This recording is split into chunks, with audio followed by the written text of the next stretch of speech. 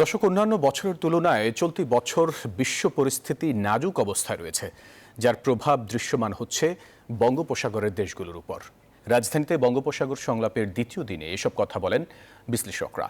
তারা বলেন, আঞ্চলিক নিরাপত্তা, পরিবেশের পরিবর্তন এবং অর্থনৈতিক ও রাজনৈতিক অনিশ্চয়তায় সংকট আরও গভীর হচ্ছে।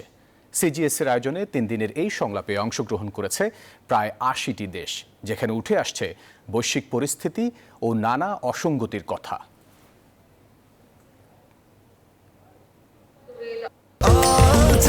স্বাস্থ্যকর অল টাইম হানিকম, সব সময় all time healthy life.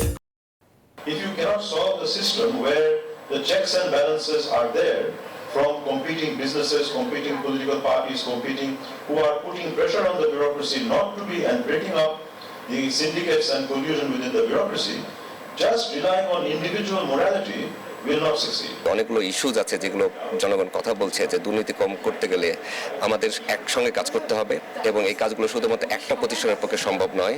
So দুর্নীতি দমন কমিশন নয়, এখানে জনগণকে সম্পৃক্ত করতে হবে, এবং জনগণের সম্পৃক্তের মাধ্যমে যদি আমরা মনোপলি, ডিসক্রিশনারি এবং অ্যাকাউন্টেবিলিটির মধ্যে একটা ব্যালেন্স তৈরি করতে পারি, তাহলে দুর্নীতি কমানো সম্ভব।